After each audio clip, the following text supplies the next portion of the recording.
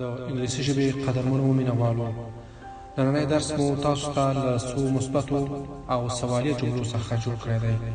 هیله ده ویل ولئ، وایولئ، زده یې کړئ او تر نورو یې ورسوئ. Are you coming with me? آیا تاسو ما سره راځئ؟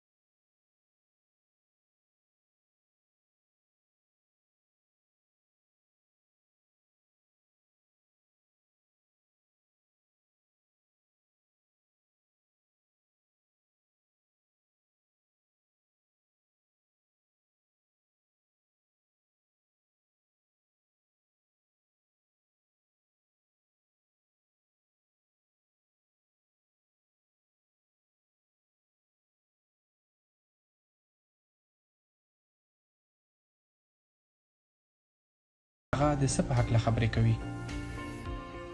ګرانو زده کوونکو، څلورمه برخه درس مو په همدې ځای پای ته ورسېد. تر پنځمې برخې درس پورې له تاسو ټولو اجازه غواړو. رب مو کامیاب، بریالي، سوکاله او خوشحاله لرم.